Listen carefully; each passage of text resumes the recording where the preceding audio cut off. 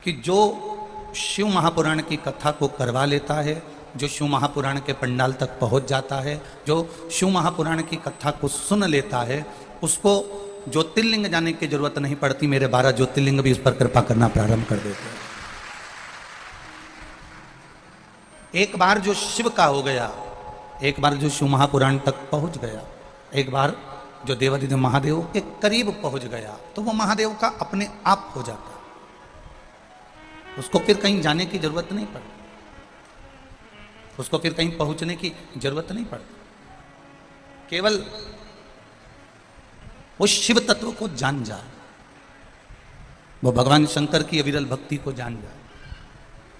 शंभु शरणे पड़े मांगू घड़ी रे घड़ी, दुख काटो दया करी दर्शन आपो। जिसने शिव तत्व को जान लिया, जो एक बार भगवान शंकर की कथा में पहुंच गया, जो एक बार भूलवश भी शिव के करीब पहुंच गया, जो अनायास बिना सोचे समझे ही शंकर का गुणगान जिसने कर लिया, शिव तत्व को जिसने याद कर लिया, शंकर की भक्ति में जो डूब गया, उसको भगवान को ढूंढने की जरूरत नहीं पड़ती। भगवान उसको ढूंढने के लिए आ जाते हैं कि मेरा भक्त कहां पर है, मेरा भक्त कहां बैठा हुआ है, मेरा भक्त कहां विराज है।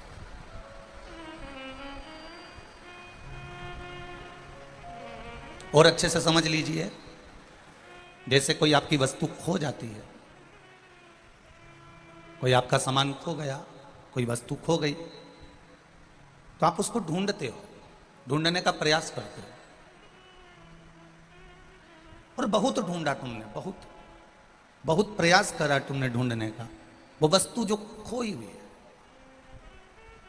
अब तुम्हारे कान का बुंदा था, तुम्हारे गले का हार था, तुम्हारे पांव की बिछुड़ी थी, तुम्हारे पांव का पायल थी, तुम्हारे हाथ का कोई चुड़ला, कोई अंगूठी तुम्हारे हाथ की थी, कोई भुजबंद था तुम्हारे हाथ का, कोई कर्णफूल था तुम्हारे कान का, कोई गले का कोई हरवा था, हरवे की कोई पत्ती थी, जो अभी तक तुमसे लगी हुई थी, जो अभी तक तुम्हारे करीब में थी, जो अभी तक तुम्हारे पास में थी। अगर वो तुम्हारे पास की वस्तु, तुम्हारे करीब में रखी हुई वस्तु, तुम्हारे नजदीक में रखी हुई वस्तु कहीं खो जाती है, तो आप उसको ढूंढते हो। जिस तरह तुम्हारे पास में रखी हुई वस्तु, तुमसे लगी हुई वस्तु खो जाए तो तुम उसे ढूंढते हो, उसी तरह जो एक बार शिव महापुराण की कथा में जाकर बैठ जाता है, या मोबाइल पर, फेसबुक पर, या आस्था चैनल पर बैठ कर कथा का रसतत्व ग्रहण कर लेता है, और वो फिर अगर शिव को भूल भी जाता है तो शंकर उसको ढूंढने का प्रयास करता है कि मेरा शिव भक्त कहां गया, मेरा ओघड़ी का भक्त कहां गया। वो शिव तत्व को जानने वाला, वो शंकर भगवान का गुणगान करने वाला, वो गया कहां है। एक कितना सुंदर प्रश्न माता पार्वती जी ने शंकर जी से किया है। कई बार माताएं अपने पति से भी यह प्रश्न करती है, जो प्रश्न माता पार्वती जी ने शिव जी से किया। माता पार्वती जी ने शंकर भगवान से कहा कि एक बात बताओ कि आपने विष पिया, उस विष को आपने पेट में नहीं उतारा, कंठ पर धारण करके रख लिया, और आपका नाम नीलकंठेश्वर महादेव पड़ गया, आपका नाम नीलकंठ महादेव पड़ गया। पार्वती जी ने अपने पति से, पार्वती जी ने देवादिदेव महादेव से प्रश्न किया, मुझे केवल इतना सा बता दो कि उस जहर को तुमने पिया क्यों, और पिया तो उसको पेट में उतारा क्यों नहीं, तुमने वो जहर पिया क्यों, कारण क्या था तुम्हारा जहर पीने का, वो विष पीने का कारण क्या था, और अगर आपने वो विष पिया तो उसको पेट में क्यों नहीं उतारा, उसको अंदर क्यों नहीं उतारा, उसको केवल गले में क्यों रखा।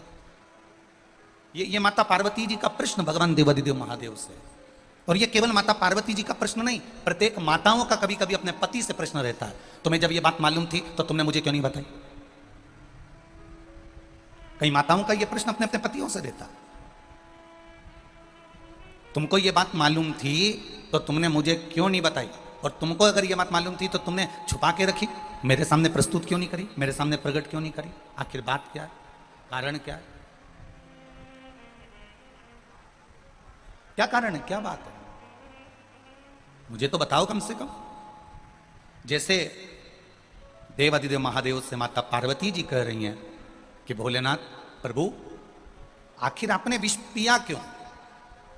और विष मान लो पी भी लिया तो उसको पेट में उतारा क्यों नहीं? उसको गले में क्यों धारण करके रखा, कंठ पर क्यों धारण करके रखा?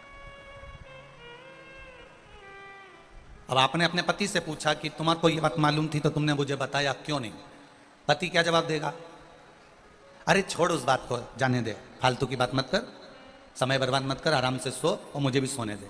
नहीं, पहले मुझे बताओ, तुमको ये मालूम था तो तुमने मुझे क्यों नहीं बताया? अरे मैं तेरे हाथ जोड़ूं, चुप रहे। नहीं बताया तो नहीं बताया, नहीं मारे तो बताओ मुझको कि तुमने आखिर मुझसे ये बात छुपाई क्यों? अरे पति क्या, वो जगदम्बा, छुपा ली ना, हो गई ना, अब बात खत्म कर, अब क्यों माता पच्ची करे? तो नहीं,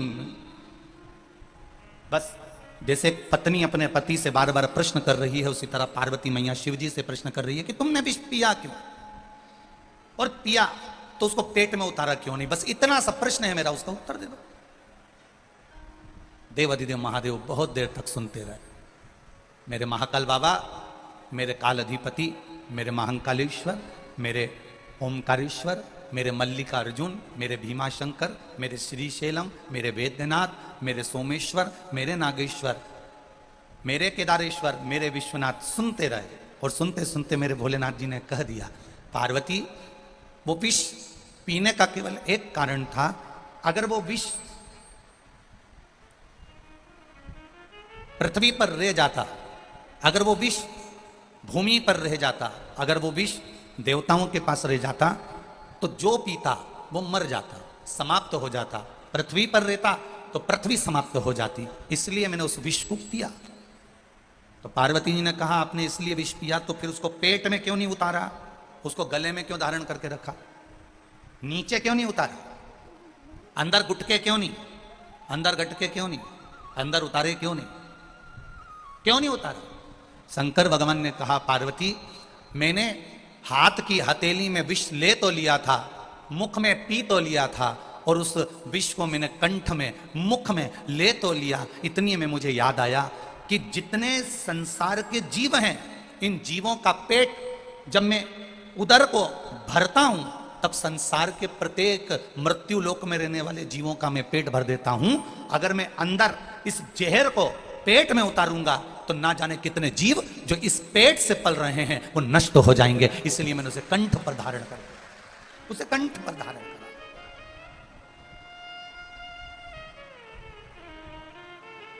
मेरे माताओं, मेरी जीजियों और मेरे जीजाओं, एक बात बहुत ध्यान से सुनना, अपनी जिंदगी में उतार कर रखना। कुछ बातें अपने जीवन की ऐसी रहती हैं जिसको ना उगला जाता है और ना, बोलो जम के बोलो, निगला जाता। कोई जीवन की बातें ऐसी रहती हैं जिसको कंठ पर रखा जाता, और जिसने अपने जीवन में कुछ बातों को अपने कंठ में रख लिया, समझ लो वो शंकर जैसा नीलकंठधारी बन गया, वो महादेव बन गया।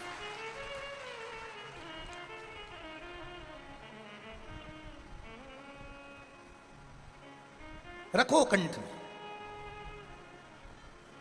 किसी ने अपशब्द कह दिया और तुमने पलट कर अपशब्द कह दिया, उसमें श्रेष्ठता नहीं है। किसी ने गाली दी और तुमने पलट कर गाली दे दी, उसमें श्रेष्ठता नहीं है। किसी ने अपशब्द कहा और तुमने पलट कर अपशब्द कह दिया, उसमें श्रेष्ठता नहीं है।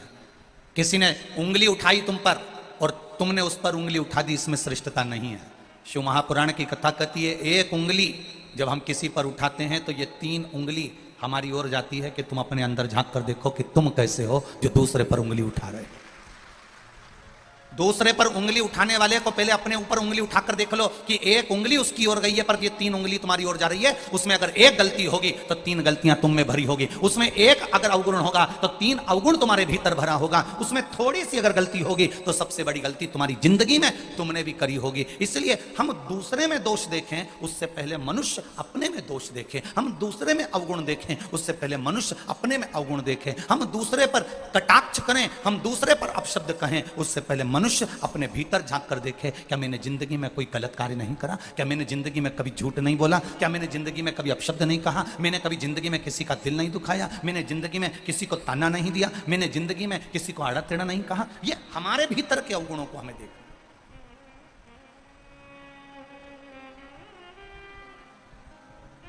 सास बहू को सुधारने में लगी है। बहू बोलो बोलो बोलो, सास को सुधारने में लगी है। देखो हम तो बोले ही नहीं, तुम पहले बोल दी थी। हमारा नाम मत लगाना कि गुरुजी बोले हो। सास बहू को सुधारने में लगी है, बहू सास को सुधारने में लगी है। शिव महापुराण की कथा कहती है सास सुधारते सुधारते सुधारते सुधारते सुधारते सुधारते सिधर जाती है पर बहू नहीं सुधर पाती है। उसी तरह बहू सास को सुधारते सुधारते सुधारते सुधारते सुधारते सुधारते बेटमा से इंदौर जाके रहना चालू कर देती है पर सास नहीं सुधर पाती है। मेरा निवेदन केवल इतना सा है, सास बहू को सुधारना छोड़े, बहू सास को सुधारना छोड़े। अपने आप को जिस दिन हम स्वयं सुधारना प्रारंभ कर देंगे, अपने को ढालना प्रारंभ कर देंगे, अपने आप को अंदर से शीतलता देना प्रारंभ कर देंगे, उस दिन पूरा घर अपने आप सुधर जाएगा। किसी को सुधारने की जरूरत नहीं पड़ेगी। एक सास ने बहू से कह दिया, अपने पिताजी के घर से यही सीख के आई है। हो जाता कभी कभी, सास की सत्ता रहती है कभी कभी, जिस घर में सासू की सत्ता रहती है रहती। एक नई नवेली बहू आई, सास ने उसको समझा दिया, बेटा देख मेरे अनुकूल चलना, मेरे अनुसार चलना, मैं जैसे क्यों वैसा करना, मेरे अनुसार चलना, मेरे से ज्यादा मुंह मिलाना मती और मेरे से आड़ा टेढ़ा जाना मती, तो समझ ले मेरे को। बहू ने कह दिया जी मम्मी बिल्कुल आपके कहने पे चलूंगी। अब एक दिन सास कहीं गई हुई थी पड़ोस में मिलने के लिए। इतनी देर में कोई बाबा आ गया, भिक्षुक आ गया, कोई संत आ गया भिक्षा मांगने। माता भिक्षाम देई, माता भिक्षाम देई, माता भिक्षाम देई। अंदर से बहू निकल कर आई और आकर बोली देखो बाबा जी हमारे यहाँ भी कोई है नहीं, आप यहाँ से जाओ, हमारे यहाँ कोई है नहीं, मैं आपको भिक्षा नहीं दे सकती, आप यहाँ से चले जाओ। संत गया, साधु गया, वो पड़ोस में पहुंच गया। पड़ोस में जाकर आवाज लगाई माता भिक्षाम देही, माता भिक्षाम देही। जैसे आवाज लगाई वैसे जो दरवाजे पर बैठी थी इसकी सास भी बैठी थी और पड़ोसन की सास भी बैठी थी। पड़ोस वाली सास ने सुना और सुनते से अपनी बहू को आवाज लगाया, बेटा अंदर रोटी रखी हो तो संत को दे दे। बहू ने आकर रोटी दी। इतने में सास ने बाबा से पूछा, बाबा ये बताओ पास वाले मकान में भी गए थे क्या? हाँ माँ गया था। फिर वहां एक बहू मिली थी, उस बहू ने कह दिया हमारे यहाँ कुछ नहीं है, हमारी सास नहीं है, घर में कोई है नहीं, तुम तो जाओ अभी यहाँ से। अच्छा ऐसा बोली, चल तो जरा बाबा चल। और बाबा का हाथ पकड़ के डोकरी बूढ़ी माँ सास घर ले गई। आवाज लगाया बाबा को खड़ा कर, बहू बहू। बहू दौड़ के आई, हाँ माँ ये बाबा आया था? हाँ। इसने भिक्षा मांगी थी? हाँ। तूने क्या किया?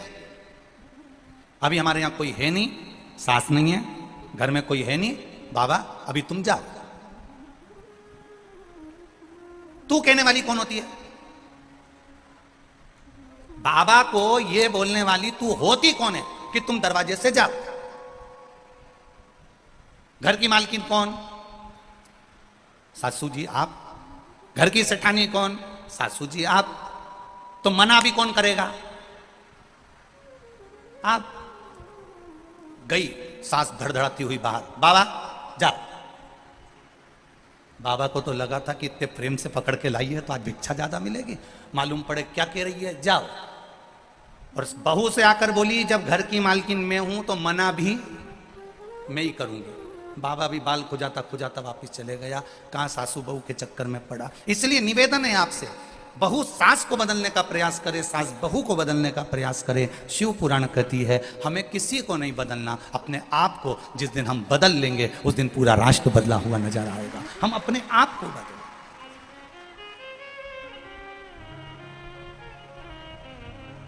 गायत्री परिवार के लोग हमेशा कहते आए हैं, हम सुधरेंगे युग सुधरेगा, हम बदलेंगे, बोलो जम के, युग बदलेगा।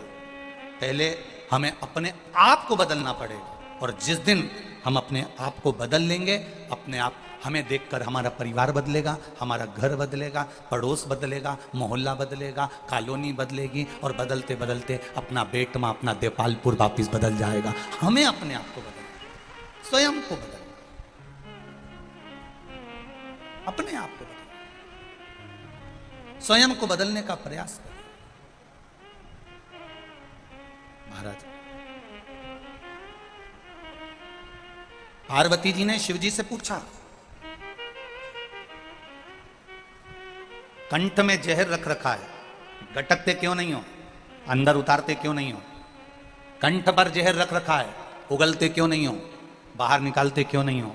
शिव जी कहते हैं, बाहर निकालूंगा तो भी मेरा ये संसार, मेरी ये पृथ्वी, मेरा ये सब कुछ नष्ट हो जाएगा, और अंदर भी उतारता हूं तो अंदर भी ये संपूर्ण विश्व नष्ट हो जाएगा। इसलिए कंठ पर रख रखा है। मेरे शंकर की एक बात अपनी जिंदगी में उतार कर रखना, कोई बात अपने जीवन की इस कंठ में भर कर रखना, ना उगलना ना निगलना। उगलने में भी ना जाने घर नष्ट हो जाए, और निगलने में भी ना जाने घर नष्ट हो जाए। इसलिए उसको कंठ पर रखिए, कंठ पर रखिए, धारण कर कर रखो उसको। और जब कंठ पर धारण कर कर रखोगे, जब कंठ पर धारण कर कर तुमने रख लिया, तो तुम भी शिव जैसा एक तत्व प्राप्त कर लो, शिव जैसा तत्व। खाली न जाता कोई दर से तुम्हारे, आप भी बोलिए, दिल से बोलिए, खाली ना, जरा आवाज यहां तक आना चाहिए, दम के बोलो, खाली दर से तुम्हारे मैं भी खड़ी हूं नन्ही बाहें पसार, मैं भी खड़ा हूं नन्ही बाहें पसार, अपने हृदय से लगा लो, लगा लो, गिरा जा रहा हूं, उठा लो, उठा लो, प्रभु अपने दर से अब तो न टालो, गिरी जा रही हूं, उठा लो, उठा लो। बाबा, इस संसार सागर में आने के बाद अगर मैं कहीं उलझ रही हूं, इस संसार सागर में आने के बाद अगर मैं भटक रही हूं, तो मेरे देवाधिदेव महादेव, मेरे शंभु, मेरे ओघड़ी,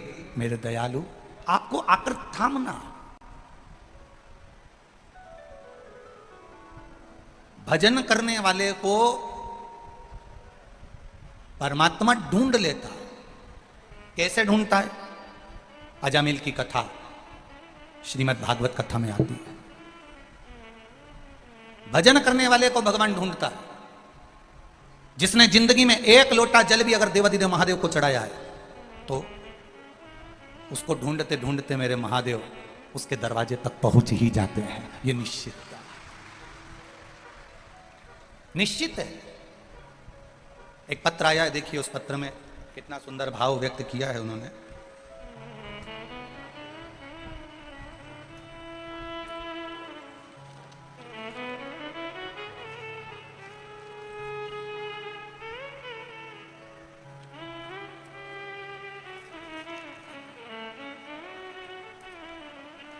पहले तो धन्यवाद, पान के पत्ते पर आपने पत्र को जोड़कर भेजा है, बहुत बहुत साधुवाद है आपको।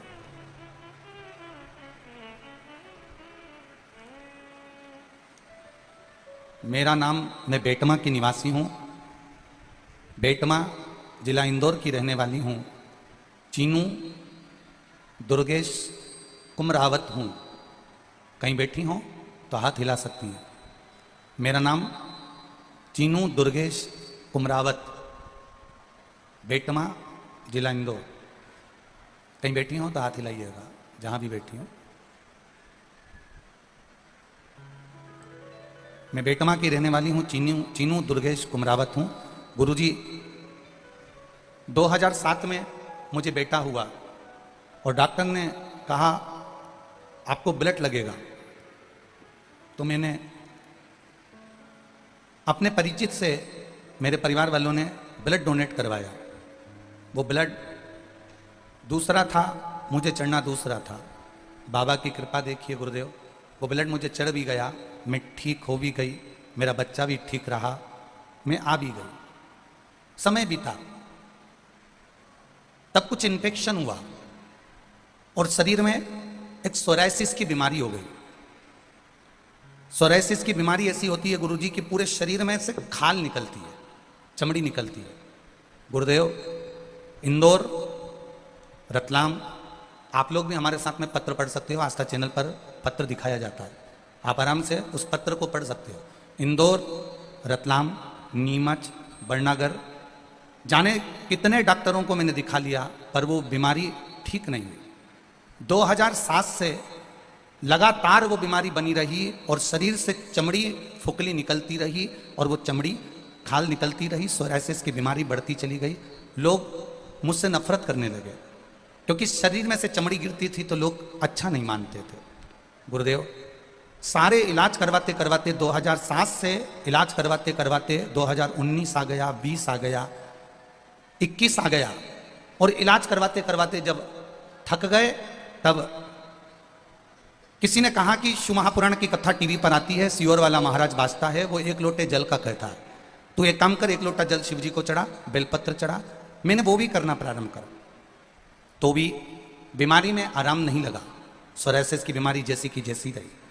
कुछ समय के बाद हमारे पास में एक माता जी रहती, उन्होंने कहा सियोर वाले गुरुजी ने एक लाल चंदन का प्रयोग बताया जो अशोक सुंदरी वाली जगह पर लगाना है और अशोक सुंदरी वाली जगह पर लगाकर चंदन को पीले चंदन के साथ उपयोग करना है और पीले चंदन के साथ उपयोग करके एक लोटे जल में उस चंदन को डालकर अशोक सुंदरी वाली जगह पर चढ़ाना और उस पानी को लेकर आकर शरीर में लगाना और अच्छा पानी चढ़ाकर उस पानी को पीना। ये सियोर वाला महाराज ने बताया, तू उसको कर। मैंने केवल एक बार सोमवार की अष्टमी के दिन वो प्रयोग किया और गुरुदेव 2007 से जो बीमारी थी सोराइसिस की, 15 दिन के अंदर मेरी बीमारी 15 साल की समाप्त हो गई। ये शिव तत्व है, ये शंकर, ये औघड़ी है। अब मेरा पूरा शरीर ठीक हो गया है गुरुदेव, मैं पूर्ण तरह से स्वस्थ हो गई हूँ। एक और बात कहने के लिए आई हूँ, मेरी भांजी को 9 साल से संतान नहीं थी, गर्भ नहीं ठहर रहा था 9 साल से। उन्होंने सारे डॉक्टरों को दिखा लिया था। तब मैंने अपनी भांजी को कहा कि तू पशुपतिनाथ का व्रत कर। शिव जी का व्रत उसने करना प्रारंभ करा और चौथे सोमवार को ही उसका गर्भ ठहर गया। मैं उसको भी लेकर आई हूँ यहाँ प्रणाम करने के लिए। ये शिव तत्व है, ये औघड़ी। शंभु शरणे पड़े मांगू घड़ी रे घड़ी, दुख काटो दया करी दर्शन आपो। आपका विश्वास जब जागृत हो जाए, मेरा माताओं से केवल इतना सा निवेदन है, मेरे पुरुष भाइयों से इतना सा निवेदन है, बच्चे बैठे हैं इस कथा में उनसे निवेदन है, युवान बहन भाई इस कथा में बैठे हैं उनसे निवेदन है, आप दिल लगाकर 7 दिन की कथा जो बेटमा में हो रही है इसको दिल लगाकर श्रवण कर लेना। अगर दिल लगाकर सुन लिया और उसको अपनी जिंदगी में उतार लिया तो मेरे महादेव आपके सामने खड़ा मिलेगा, ये निश्चितता है। हृदय से सुनो। जो आस्था चैनल पर कथा सुन रहे हैं, फेसबुक यूट्यूब पर कथा सुन रहे हैं, चित्त लगाकर सुनो, अपना मन लगाकर सुनो। टीवी के सामने बैठकर भी अगर कथा सुन रहे हो तो पहले महादेव से ये विनती कर सुनो कि मैं बाबा बहुत उलझा हुआ हूं, बहुत तकलीफ में हूं, बहुत कष्ट में हूं, पर तू साधेगा तो मैं सद जाऊंगा। भाग्य बनाने वाला देवता होता है, भाग्य बनाने वाले देव होते हैं, भाग्य बनाने वाला भगवान होता है, किस्मत लिखने वाले देव होते हैं, किस्मत बनाने वाले भगवान होते हैं। पर भाग्य को बदलने की सामर्थ्यता अगर किसी में होती है तो वो देवाधिदेव महादेव में होती है। भाग्य बनाएंगे देवता, भाग्य बनाएंगे भगवान, पर भाग्य को बदलना, भाग्य को एकदम पलटने का अगर कोई बल रख सकता है तो वो देवाधिदेव महादेव रख सकते हैं। तुरंत आप उसके चरणों में जाकर आंसू भड़काए, आप उसके चरणों में जाकर विनती करें, आप उसके चरणों में जाकर निवेदन करें, आप उसके चरणों में जाकर नमन करें, आप उसके चरणों में जाकर एक लोटा जल चढ़ाए। उसने संवार लिया। आया दुख, आएगा दुख, क्यों नहीं आएगा?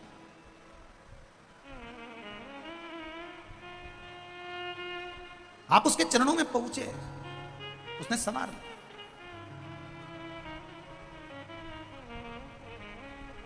मैंने तेरे ही भरोसे, ओ भोले तेरे ही भरोसे, हवा बिच उड़ती जावांगी, बाबा डोर हटो छड़ीला में कटी जावांगी, भोले मैं तेरी पतन, शंभू मैं तेरी पतन, हवा बिच उड़ती जावांगी, बाबा डोर हटो छड़ीला में कटी जावांगी।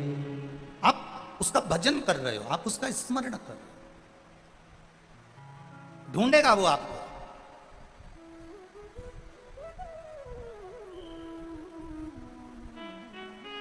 मछली को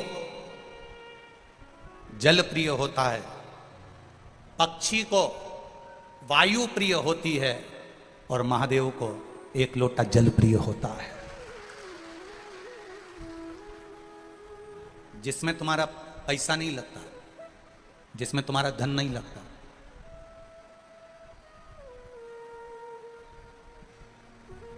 जिसमें तुम्हारा धन नहीं लगता, जिसमें तुम्हारा पैसा नहीं लगता। आप इतने लोग कथा में बैठे हो और इतने समय से मेरी बहनें, मेरी जीजियां और मेरे ये भाई, मेरे जीजा हो, इतने समय से आप कथा सुन रहे हो।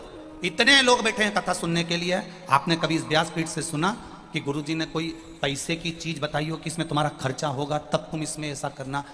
जब भी व्यासपीठ से बोला तो कहीं पीपल का पत्ता, कहीं आंवले का पत्ता, कहीं शमी का पत्ता, कहीं बेलपत्री का पत्ता, कहीं बेर का पत्ता, कहीं पीपल का वृक्ष, कहीं आंवले का वृक्ष, कहीं बड का वृक्ष, कहीं बेलपत्री का वृक्ष, कहीं शमी का वृक्ष, कहीं लोटा भर के जल, कहीं काली तिल, कहीं शहद, कहीं दही, कहीं दूध। बस उसी का गुणगान शिव महापुराण में।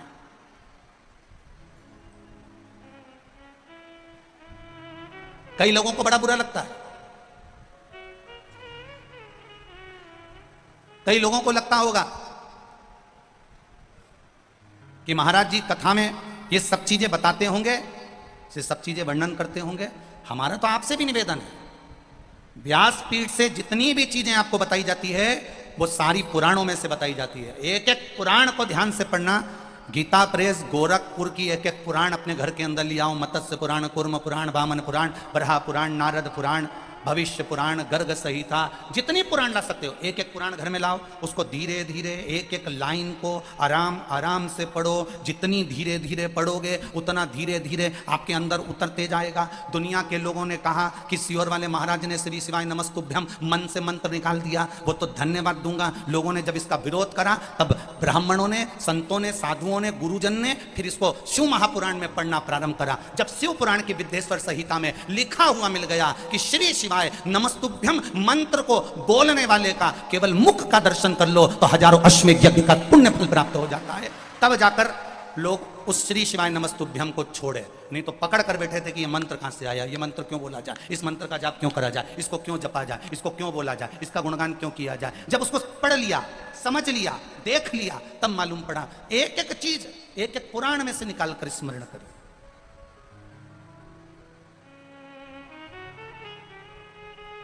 पीपल के वृक्ष में 52,000 ब्राह्मणों का वास होता है। ब्रह्म पुराण कर रही है, पढ़ो, निकालो, स्मरण करिए। मछली को जल प्रिय है, पक्षी को वायु प्रिय है, और मेरे महादेव को एक लोटा जल प्रिय है। शिव को कुछ नहीं चाहिए तुमसे, शंकर तुमसे कुछ नहीं चाहता, उसको चाहिए ही नहीं।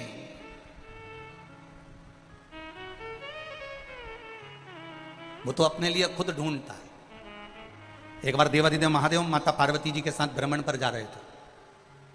घूमते घूमते घूमते घूमते शंकर भगवान कुछ लोग मुर्दे को लेकर जा रहे थे। राम नाम बोलो, बोलो जम के बोलो, अच्छे से बोलो, राम नाम सत्य है। और अच्छे से बोलो, राम नाम सत्य है। बोलना चाहिए कभी कभी।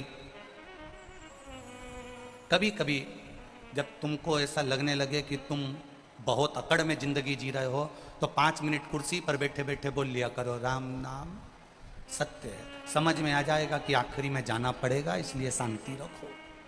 अब राम नाम सत्य कहते कहते कहते कहते गांव के लोग किसी मुर्दे को लेकर जा रहे थे। शंकर भगवान पार्वती जी के साथ में भ्रमण कर रहे थे। भ्रमण करते करते महादेव के, मेरे शिव के कानों में शब्द चले गया, राम नाम सत्य, राम नाम सत्य। शंकर भगवान खुश हो गए, पार्वती को छोड़ दिया। महादेव उस मुर्दे के पीछे पीछे जाने लगे। गांव के लोग बोल रहे, राम नाम सत्य रहे। शंकर भगवान खुश होकर चले जा रहे, चले जा रहे, चले जा रहे। जाते जाते गांव के लोग थोड़े आगे गए। आगे जाने के बाद उन्होंने वहां पर जाकर बोलना बंद कर दिया कि राम नाम सत्य है।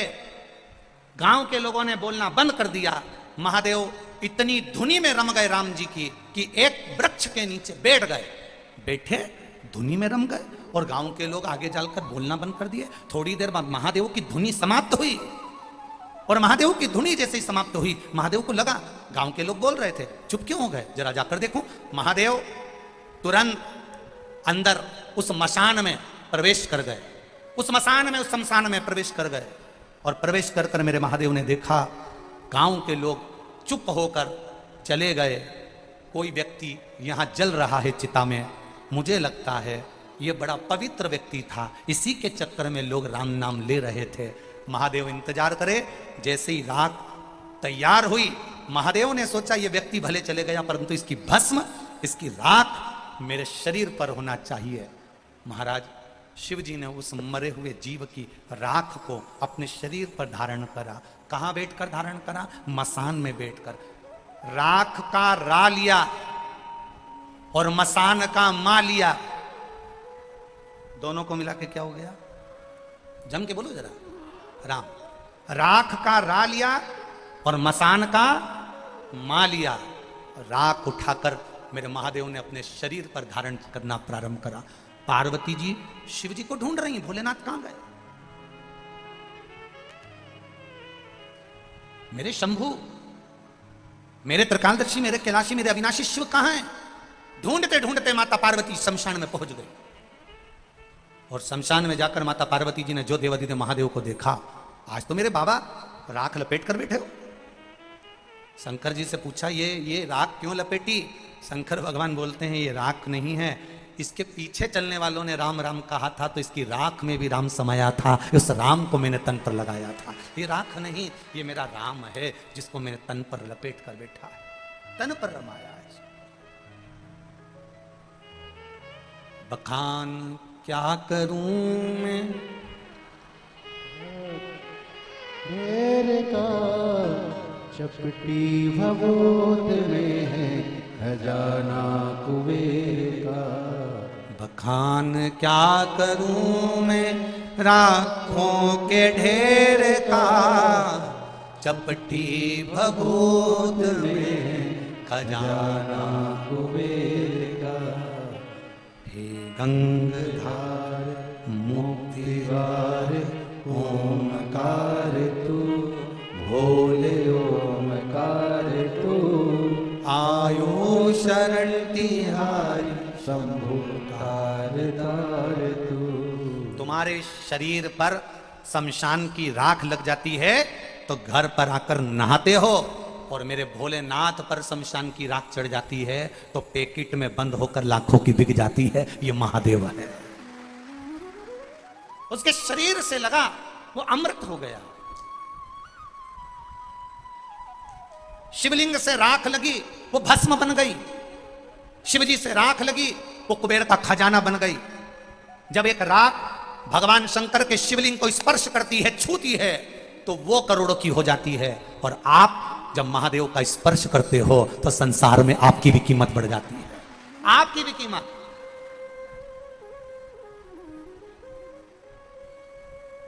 उस बहन ने इस पत्र में लिखा, उस बहन ने इस पत्र में लिखा कि लोग नफरत करने लगे, मुझसे दूर बैठने लगे। सोरासिस बीमारी हो गई, मेरी चमड़ी निकलने लगी तो लोग मुझसे नफरत करने लगे, दूर बैठने लगे, मेरे हाथ का भोजन नहीं करते, मेरे हाथ का पानी नहीं पीते। मेरी बीमारी अर्थात दुनिया के लोगों ने तुमको टूटे हुए कांच का टुकड़ा समझकर फेंक दिया, पर वही कांच का टुकड़ा जब महादेव के मंदिर में गया और शंकर भगवान पर एक लोटा जल चढ़ाया तो वही कांच का टुकड़ा वापिस हीरा हो गया। ये शिव है। वो कांच का टुकड़ा दुनिया के लोगों ने उठाकर फेंक दिया, ये कांच का टुकड़ा है, इसको बीमारी हो गई, रोग हो गया, दूर हट गए, कांच का टुकड़ा समझने लगे। टूटा हुआ कांच का टुकड़ा, जो टूटा हुआ कांच के टुकड़ों को भी फेंक देते हैं, वो टूटा हुआ कांच का टुकड़ा भी अगर महादेव के चरणों में पहुंच जाता है, जो दुनिया में ठोकर खाया, दुनिया में धुतकारा गया हो, दुनिया ने उसको लात मारकर भगा दिया हो, वो महादेव के चरणों में गया है। और गए नरसिंह मेहता, जिनकी भाभी ने गाली दी, जिनके भाई ने गाली दी, जिनकी भाभी ताने मारकर निकाल दी, वो नरसिंह मेहता रात को रोते रोते अपनी बेटी नानी बाई को लेकर अगर कहीं गए, अपनी धर्म पत्नी माड़ी गौरी को लेकर कहीं गए तो शंकर जी के मंदिर में गए। नरसिंह मेहता रात भर शंकर भगवान के शिवलिंग को गले लगाकर रोते रहे, रोते रहे, रोते रहे, रात भर रोए। मेरा महादेव सुबेरे प्रसन्न हो गया। नरसिंह तुझे क्या चाहिए? नरसिंह जी कहते हैं मैं सांवरिया सेठ को मानता हूं, पर तुम्हारे मंदिर में रोया हूं, कोई बात नहीं, तुझे चाहिए क्या? नरसिंह जी कहते हैं एक बार सांवरिया का दर्शन करा दो। भगवान शंकर नरसिंह जी को नंदी पर बिठाकर गौलोक धाम ले गए, जहां दुनिया का व्यक्ति मरने के बाद बैकुंठ जाता है, भगवान उसको जीते जी ले गए और सांवरिया जी के सामने ले जाकर खड़ा कर दिया। सांवरिया जी ने नरसिंह जी से पूछा, यहां लोग मरने के बाद आते हैं, तू जीते जी आ गया? नरसिंह जी तुझे लेकर कौन आया? इतने में नरसिंह जी ने कहा मुझे भोलेनाथ लेकर आए हैं। सांवरिया जी ने कहा नरसिंह अगर वो लेकर आए हैं तो मैं कुछ नहीं कहूंगा, मांग तुझे क्या चाहिए? नरसिंह जी कहते हैं बड़ा दुखी हूं, मेरे परिवार के लोगों ने धक्के मारकर निकाल दिया, गाली देकर निकाल दिया, मेरी भाभी ने मुझे पानी से कल्ली रोटी तक खिलाई है, गाली देकर धुतकार कर निकाल दिया, मेरी छोटी सी बेटी है उसको लेकर मैं बाहर निकल गया, कोई नहीं मेरा, कौन संभालेगा? सांवरिया जी कहते हैं जिस शंकर जी के मंदिर में तू जाकर रोया है वो महादेव हल्का नहीं है, उसने तुझे सांवरिया से मिला दिया। जा नरसिंह, दुनिया के लोग तुझे भले धुतकारे, शंकर ने गले लगाया इसलिए मैं तुझे गले लगाता हूं, मैं तुझे राग केदार दे देता हूं, जब जब गाएगा तेरा सांवरिया दौड़ कर आएगा। और नरसिंह जी गाते थे, सांवरिया सेठ आता था। सांवरिया सेठ ने पूछा नरसिंह कभी तूने मुझसे पूछा नहीं कि मैं दौड़ कर क्यों आता हूं? क्योंकि मैं दौड़ कर तेरे लिए नहीं, महादेव के भक्त के लिए आता हूं। जब महादेव का भक्त मुझे बुलाता है मैं दौड़ कर चले आता हूं। ये कोई साधारण है? साधारण? एक पत्र और देखिए,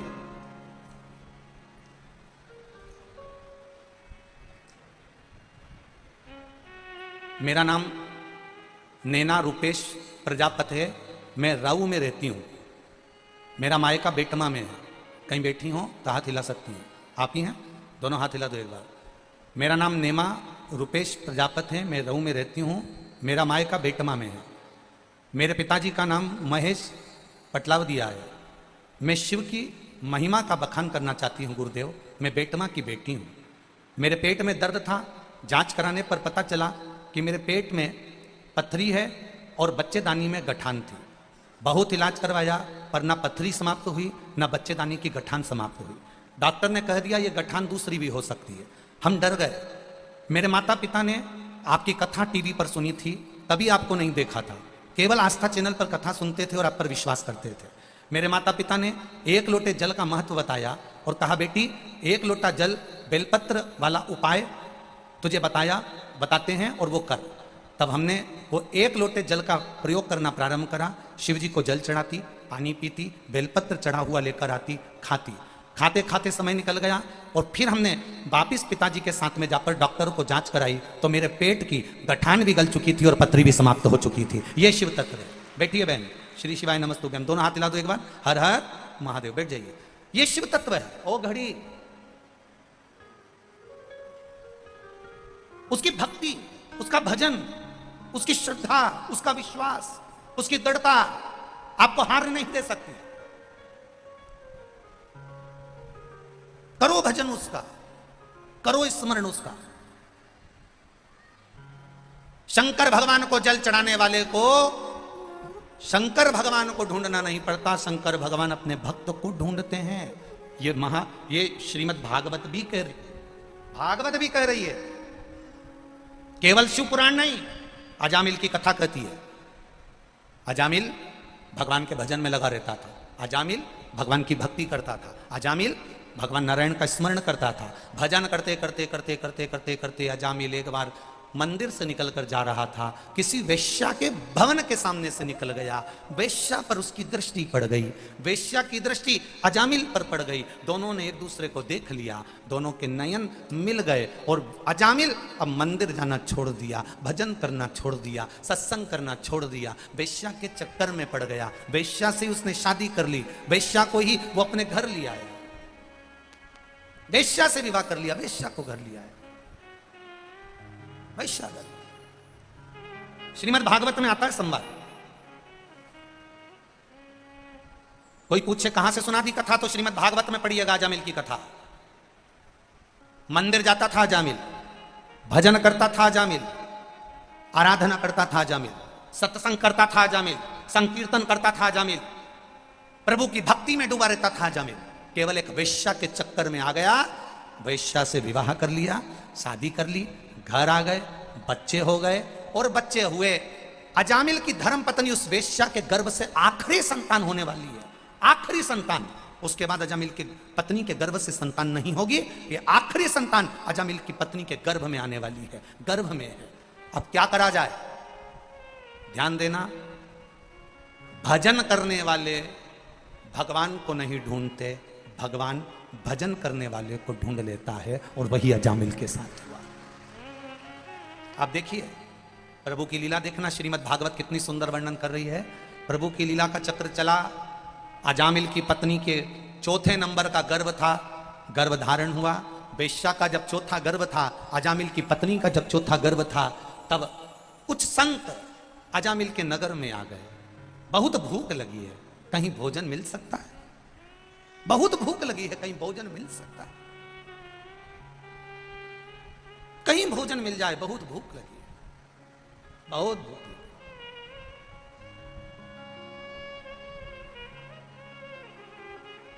बहुत भूख लग रही है, कहीं भोजन मिल सकता है। कितना कितना पुकारा है, कितना।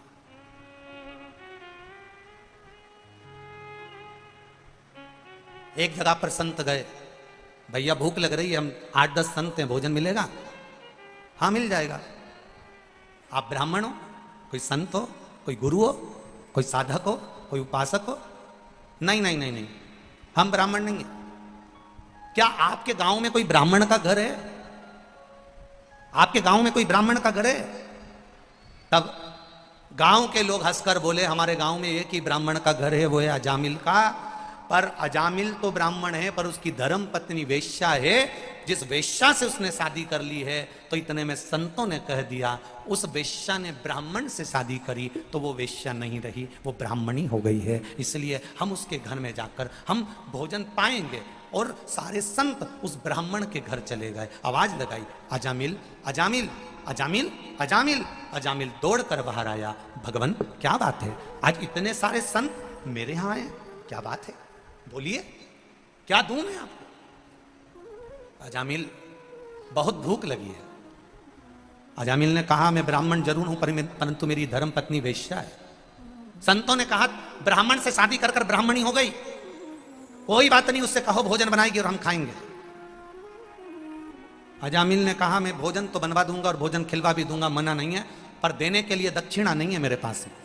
नहीं तो संत जब भोजन करने के बाद उठकर जाते हैं तो कहते हैं कि लाओ जरा दक्षिणा दो। अब तुम कहो कि दक्षिणा दो, तो मैं कहां से देने वाला, मेरे पास में दक्षिणा नहीं। संतों ने कहा, हमको दक्षिणा नहीं चाहिए, पक्का पक्का, 1 रुपया भी नहीं दूंगा, मत देना, तू भोजन करा दे। अजामिल ने अंदर जाकर अपनी धर्म पत्नी से कहा, सुनो संत आए हैं, भोजन बनाओ। अजामिल की पत्नी ने भोजन बनाया, भोजन कराया। कराने के बाद ब्राह्मण जैसे भोजन करके उठे, उठते से ही अजामिल से बोले, अजामिल अब दक्षिणा दो। अजामिल ने कहा, मैंने आपको कहा था कि मैं दक्षिणा नहीं दूंगा, मेरे पास देने के लिए नहीं है, मैं आपको दक्षिणा नहीं दे सकता। अजामिल, दक्षिणा तो देना पड़ेगा, मेरे पास में 1 रुपया भी नहीं है, संतों मैं तुम्हारे चरण पड़ता हूं, मेरे पास दक्षिणा देने के लिए नहीं।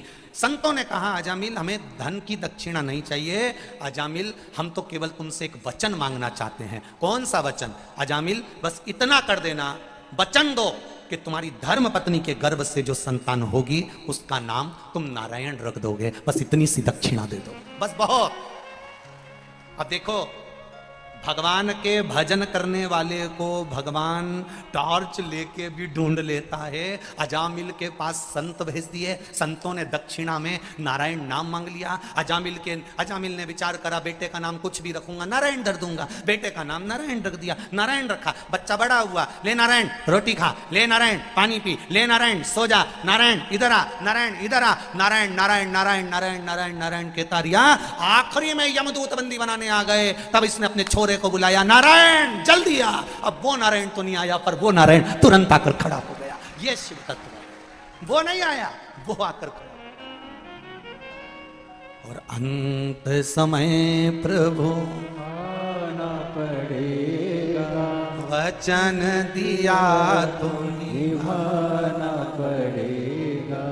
आए ना आए प्रभु कुटुंब कबीरा, अंत समय प्रभु आना पड़ेगा। अब वो नारायण नहीं आया, पर वो नारायण आ गया। अर्थात भगवान ने अजामिल गलत रास्ते पर चला गया था, अजामिल गलत मार्ग पर चला गया था, अजामिल वैश्या के संग पड़ गया था। तो भी भगवान ने मन में सोचा, इसने बचपन में मेरा भजन करा, इसने जवानी में मेरा भजन करा, अब बिगड़ गया, कोई बात नहीं, फिर पकड़कर अपनी ओर ले जाता हूं। और भगवान ने संतों को भेजकर अजामिल के बेटे का नाम नारायण रखकर उसको वापिस बैकुंठ पहुंचा दिया। ऐसा होता है भगवान, जिसने एक बार बचपन में, जवानी में, अधेड़ी में, बुढ़ापे में जिसने देवादिदेव महादेव को जल चढ़ाया है, शिवालय तक गया है, शंकर के मंदिर तक गया है, शिव महापुराण तक गया है, बाद में भले उसने जाना छोड़ दिया, पर मेरे महादेव ने उसका दरवाजा नहीं छोड़ा, उसके दरवाजे जाता रहा है। मेरा महादेव उसके द्वार तक आता रहा है, वो भले छोड़ दिया।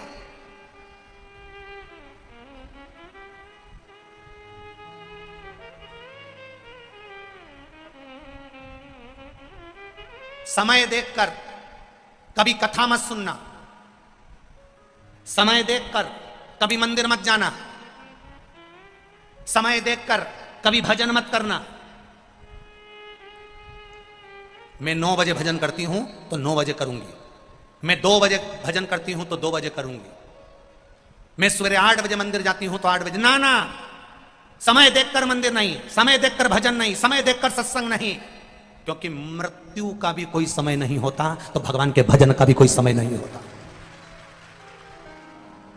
मौत का कोई समय नहीं है, मृत्यु का कोई समय नहीं है। कब अटैक आ गया चले गए, कब शुगर बढ़ गई चले गए, कब बीपी बढ़ गया चले गए, कब घबराहट हुई चले गए। जीवन का किसका ठिकाना? मृत्यु तुरंत आती है, गया। कौन ने देखा?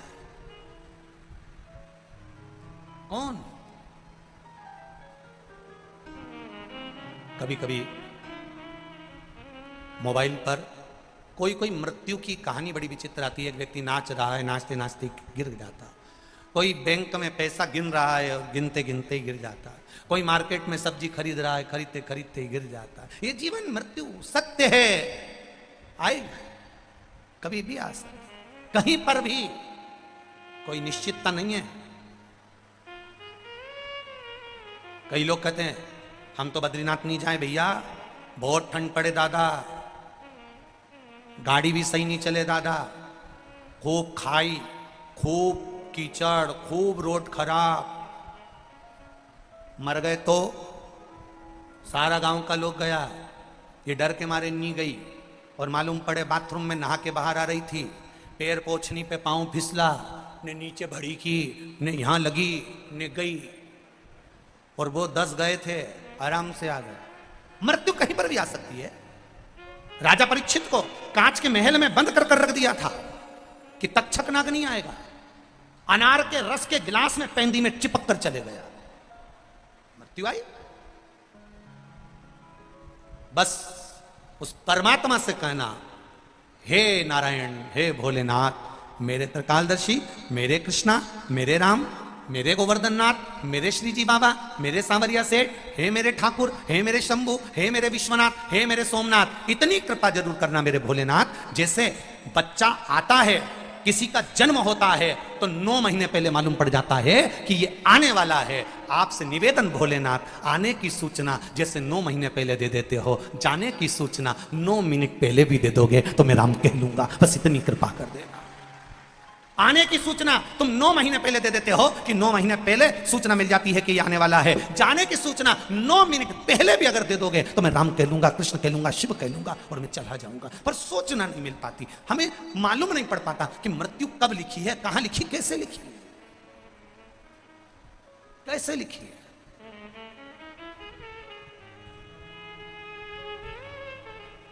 भजन करने वाले को भगवान को नहीं ढूंढना है। मेरी माताओं, मेरे भाई, आप शंकर जी के मंदिर जाते रहो, शिव मंदिर में जाते रहो, लोटा भर के जल चढ़ाते रहो, शिव की आराधना करते रहो, शिव तत्व को जानते रहो। दुनिया के लोग भले ताने देंगे, ये चल दी सियोर वाला महाराज की चेली, जबरदस्ती में चक्कर में पड़ी है वह सियोर वाला महाराज के। खूब लोग ताना देंगे, गाली देंगे, अपशब्द कहेंगे। मीराबाई को नहीं छोड़ा, नामदेव जी को नहीं छोड़ा, तुका राम जी के नहीं छोड़ा, रामकृष्ण परमहंस के नहीं छोड़ा, चैतन्य महाप्रभु को नहीं छोड़ा, श्रीमद वल्लभाचार्य जी को नहीं छोड़ा, रामानुजाचार्य जी को नहीं छोड़ा, निम्बाकरचार्य जी को नहीं छोड़ा। दुनिया के जितने संत साधु सन्यासी तपस्वी साधक उपासक प्रहलाद ध्रुव कर्मा मीरा जैसे हुए, उनको दुनिया के लोगों ने ताने देने से नहीं छोड़ा। तो बेटमा वाली तुम्हें कोई छोड़ेगा? कौन छोड़ेगा? करो। जो जितना ज्यादा ताना दे तुम उतनी जोरदार खजूर की चोटी बनाओ। और खजूर की चोटी ऐसी, खजूर की चोटी देखिए, देखिए ऐसी 3 बट लेके यूज बना के यूज खोसे और इधर से लगा के इधर खोसे और बढ़िया बना के चोटी मोटी बढ़िया बिंदी मिंदी लगा के सुरमा मुरमा लगा के जो ज्यादा बोले उसके सामने से और इठला के जा, आग लगे बस्ती में, अपन रो मस्ती। उतने जोरदार तरीके से बाबा के पास जा, बोल बोलो। अब सौंप दिया इस जीवन का सब भार तुम्हारे हाथों में, हे हार तुम्हारे हाथों में, सब कुछ मेरे बाबा के हाथ। कहे दुनिया के लोग, गाली दें दुनिया के लोग, अपशब्द कहें दुनिया के लोग, ताना दे दुनिया के लोग, जितनी जितनी ठोकर लगेगी, जितना जितना ठोकर लगेगी, जितना जितना अपशब्द कहा जाएगा, जितना जितना ताना दिया जाएगा, जितनी जितनी गाली दी जाएगी, जितना जितना अपशब्द कहा जाएगा, उतने उतने सोने को जितना जितना तपाओगे वो उतना निखरता चले जाएगा। आप निखरते जाओ। वो तपाए, वो गालियां दे, वो अपशब्द कहे।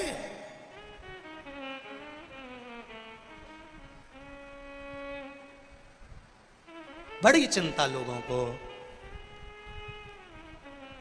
खुशी मनाना चाहिए पूरे भारत के लोगों को, पूरे विश्व के लोगों को खुशी मनाना चाहिए।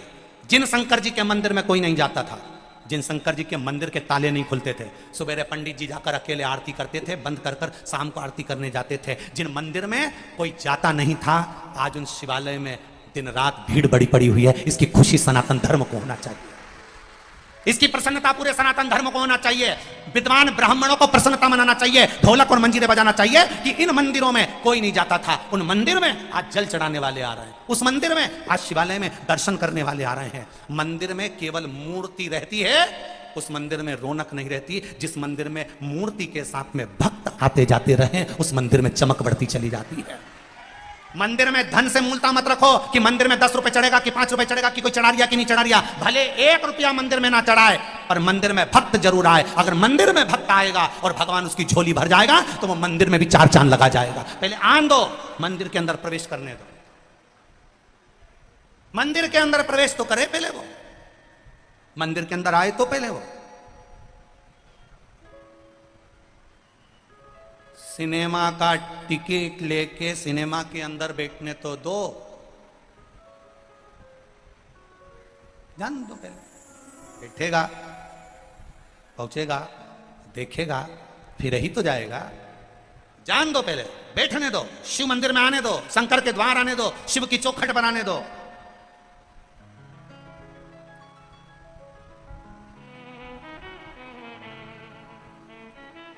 एक पत्र आया है, विश्व हिंदू परिषद बजरंग दल बेटमा प्रखंड, विश्व हिंदू परिषद बजरंग दल बेटमा प्रखंड। गुरुजी, हम आपका सम्मान करना चाहते हैं केवल इसी बात के लिए कि जो मंदिर खाली पड़े थे, हमने सारी दुनिया के लोगों ने पूरी जान झोंक दी थी लोगों को मंदिर तक पहुंचाने के लिए। पर मंदिर तक नहीं पहुंच पाते थे, पर ऐसी अलख जगी कि पूरा राष्ट्र आज मंदिरों के अंदर जाकर बैठा हुआ है। यह राष्ट्र है। मैं विश्व हिंदू परिषद बजरंग दल बेटमा को बहुत बहुत साधुवाद देता हूं, धन्यवाद देता हूं कि आपकी भक्ति बड़ी प्रबल है, आपने विश्वास रखकर ये बात लिख कर भेजी। बहुत बहुत साधुवाद पूरे विश्व हिंदू परिषद बजरंग दल को, बहुत बहुत साधुवाद। एक विश्वास, आपकी जागरूकता, पहुंचो शिव के मंदिर तक, शिव के शिवालय तक जाइए, दिल की बात कहने के लिए जाइए, दिल की बात।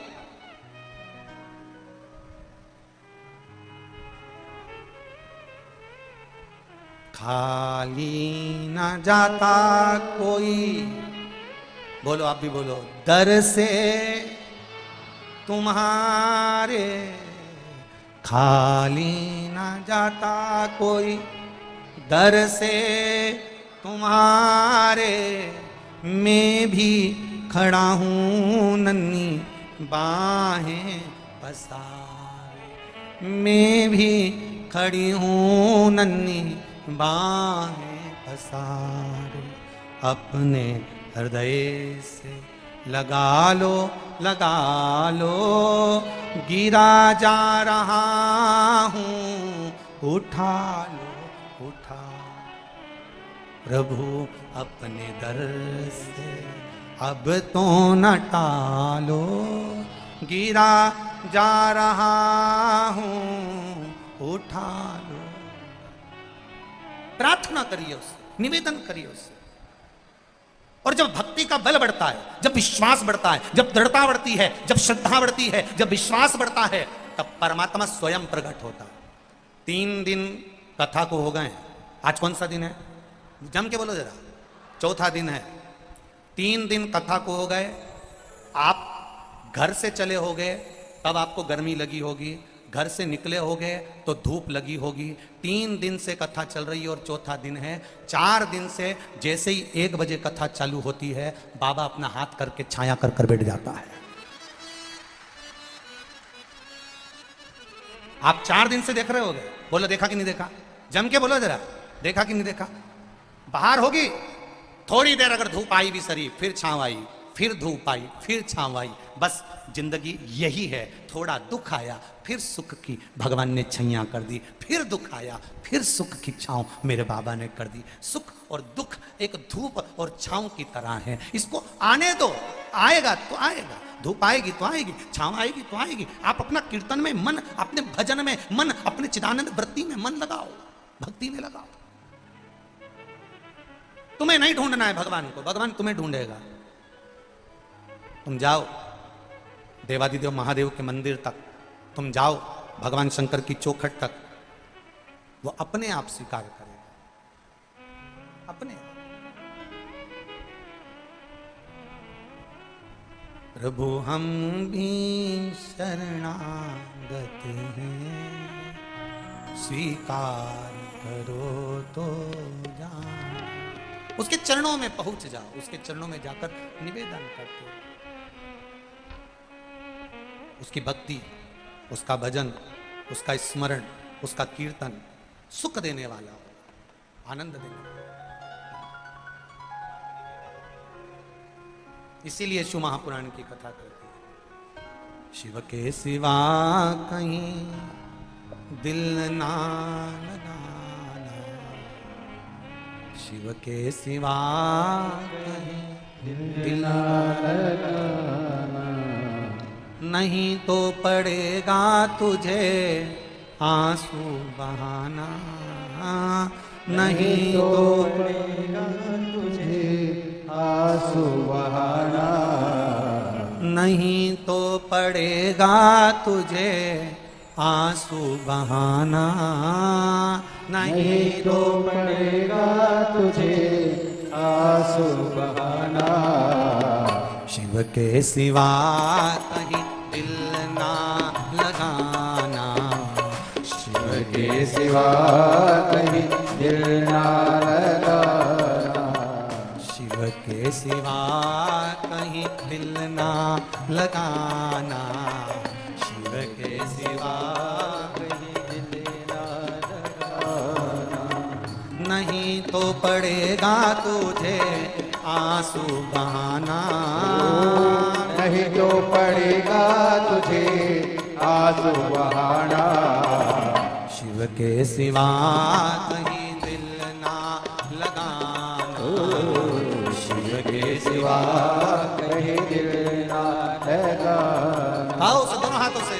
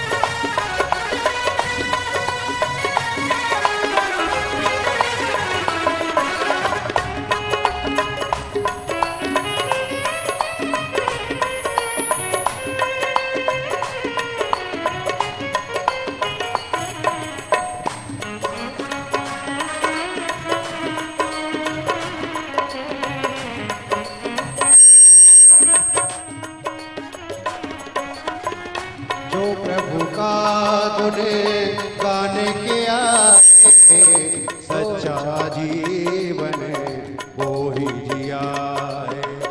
जो प्रभु का तूने गाने के आए, सच्चा जीवन वो ही जिया है। सुमिरन के बल से तुझे, सुमिरन के बल से तुझे मुक्ति है पाना। भोले के सिवा कहीं दिल ना लगाना। भोले के सिवा कहीं दिल ना लगाना। वरना पड़ेगा तुझे आंसू बहाना। वरना पड़ेगा तुझे आंसू बहाना। शिव के सिवा कहीं दिल ना लगाना। शिव के सिवा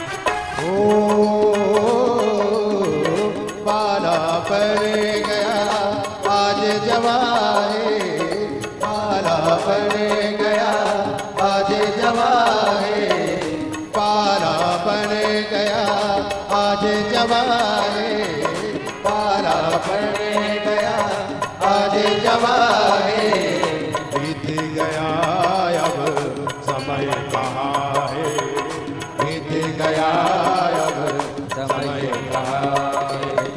सोच समझ के पढ़े, सोच समझ के पढ़े, वक्त गवाना भोले के सिवा कहीं दिल ना लगाना, भोले के सिवा कहीं दिल ना लगाना। हो नहीं तो पड़ेगा तुझे आंसू बहाना, नहीं तो पड़ेगा तुझे आंसू बहाना। शिव के सिवा कहीं दिल ना लगाना, शिव के सिवा कहीं दिल ना लगाना।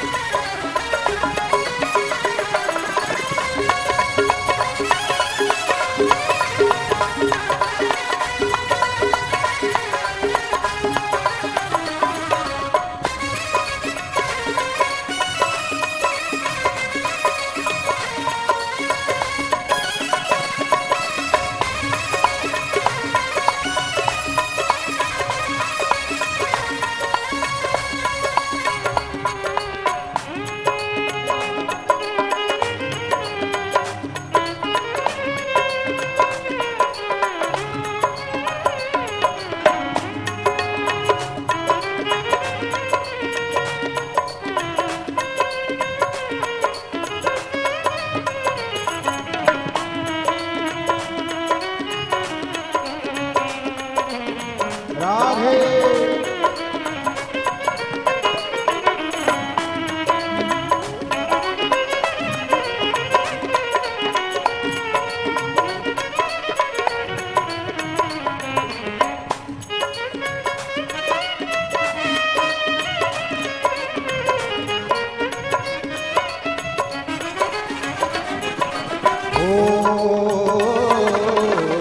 आया जहाँ से वही फिर से जाना, आया जहाँ से वही फिर जाना। वहाँ साथ जाए ना पैसा खजाना, वहाँ साथ जाए ना पैसा खजाना। ओ आया जहाँ से वही फिर जाना, आया जहाँ से वही फिर जाना। वहाँ साथ जाए ना पैसा खजाना, वहाँ साथ जाए ना पैसा खजाना। वो पूछेगा तो क्या करोगे बहाना, हो पूछेगा तो क्या करोगे बहाना। भोले के सिवा कहीं दिल ना लगाना, भोले के सिवा कहीं दिल ना लगाना। वरना पड़ेगा तुझे आंसू बहाना, वरना पड़ेगा तुझे आंसू बहाना। शिव के सिवा कहीं दिल ना लगाना, शिव के सिवा कहीं दिल ना लगाना। वरना पड़ेगा तुझे आंसू बहाना, वरना पड़ेगा तुझे आंसू बहाना। भोले के सिवा कहीं दिल ना लगाना, भोले के सिवा कहीं दिल ना लगाना, भोले के सिवा कहीं दिल ना लगाना, भोले के सिवा कहीं दिल ना लगाना, भोले के सिवा कहीं दिल ना लगाना, भोले के सिवा कहीं दिल ना लगाना। अपने स्थान पर बैठकर बाबा देवादिदेव महादेव से प्रार्थना करें, विनती करें, दिल से हृदय से बाबा देवादिदेव महादेव से विनय करें। बाबा कथा के पंडाल में बैठकर हम आपकी स्तुति कर रहे हैं, स्मरण कर रहे हैं, आपकी कृपा दृष्टि सदा चाहिए। मूल मंत्र का जाप करिए। श्री शिवाय नमस्तुभ्यं। श्री शिवाय नमस्तुभ्यं। श्री शिवाय नमस्तुभ्यं। श्री शिवाय नमस्तुभ्यं। श्री शिवाय नमस्तुभ्यं। भोला सब दुख काटो मारा, ओ भोला सब दुख काटो मारा। शिव शंकर जपूं तेरी माला, भोले बाबा जपूं तेरी माला। भोला सब दुख काटो मारा, ओ भोला सब दुख काटो मारा। वेश है मंगल मंगलकारी, वेश है मंगल मंगलकारी। शमशान वासी हमारा, शमशान वासी हमारा। भोला सब दुख काटो मारा, ओ भोला सब दुख काटो मारा। शिव कथा कह रही है। आपको बाबा को ढूंढने की जरूरत नहीं पड़ेगी, बाबा आपको ढूंढते हैं। केवल निर्मल मन सो मोहि पावा, मोहि छल छिद्र कपट नावा। आप जाओ शिव के दरबार तक, आप जाओ शिव के चौखट तक, आप जाओ शिव के द्वार तक, बाबा खुद ढूंढ लेंगे स्वयं।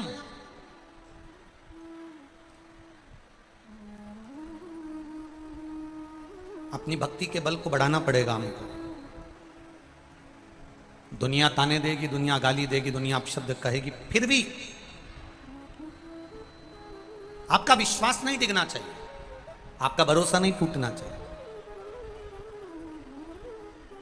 माता पार्वती मैया का जो अवतार हुआ, ये माता सती, दक्ष प्रजापति की कन्या माता सती, जो शिव जी के साथ में ब्याहीन थी, और विवाह होने के बाद माता सती को भगवान देवाधिदेव महादेव लेकर कुंभज बाबा के आश्रम में, शिव महापुराण की कथा कह रही है कि कुंभज बाबा के आश्रम में माता सती को लेकर गए अगस्त बाबा के यहाँ ले जाकर, कुंभज बाबा के यहाँ ले जाकर अगस्त ऋषि के यहाँ कथा को सुनने बैठे।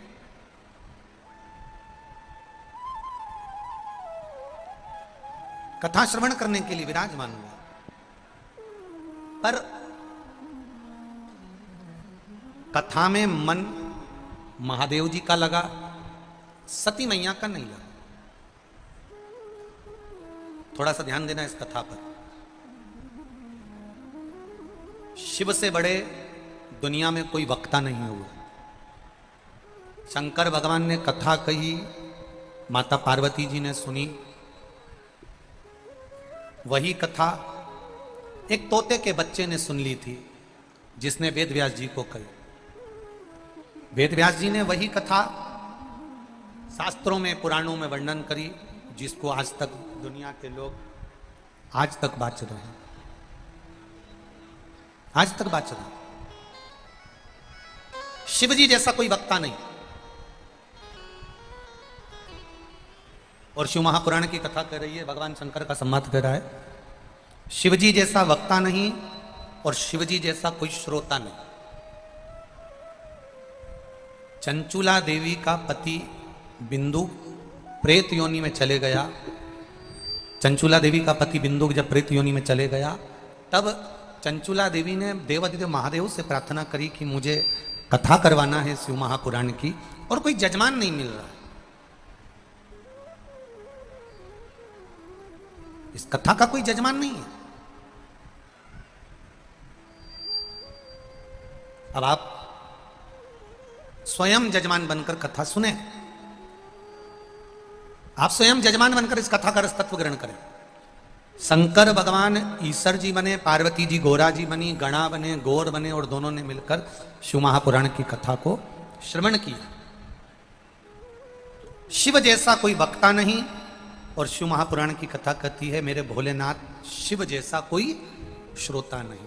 इसलिए शिव महापुराण की कथा, भगवान शंकर की संवाद, भगवान शिव महापुराण की कथा कहती है, भगवान शंकर का संवाद कहता है कि जितने भी शिव महापुराण के सुनने वाले श्रोता आते हैं, जितने भी शिव महापुराण की कथा को सुनने वाले आते हैं, ये केवल श्रोता नहीं होते हैं, केवल श्रोता नहीं है। शिव महापुराण की कथा कर रही है, ये केवल श्रोता नहीं, शिव महापुराण की कथा कहती है ये सब जितने भी सुनने के लिए आए हैं, ये सब शंकर भगवान का ही एक स्वरूप होते हैं जो शिव महापुराण की कथा में पहुंचते हैं। स्पीकर बंद है, वाह बड़े बड़े। ये स्वयं शिव का एक स्वरूप है, ये स्वयं शंकर भगवान का एक प्रतिबिंब स्वरूप है।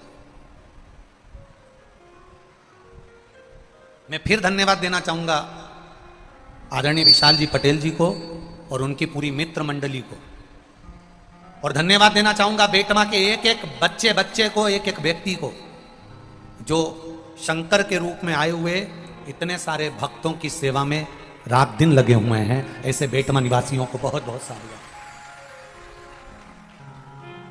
आप किसी दूसरे की सेवा नहीं कर रहे हो, आप किसी दूसरे की सेवा में नहीं लगे हो, आप देवाधिदेव महादेव की सेवा में लगे, शिव की सेवा।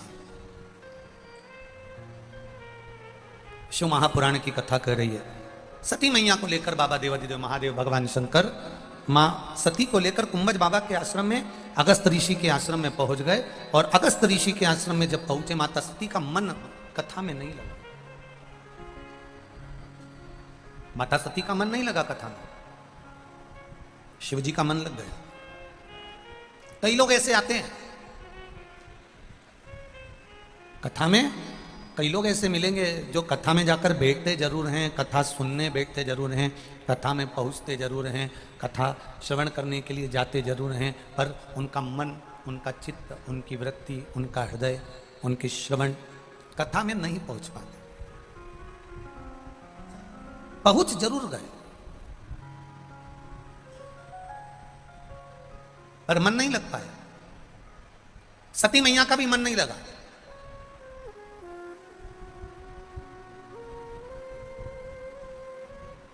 कथा शिव महापुराण की कथा कहती है, शिव जो कामना लेकर बैठता है, जो मन में सोचता है, देवाधिदेव महादेव वो उसका पूरा करते हैं।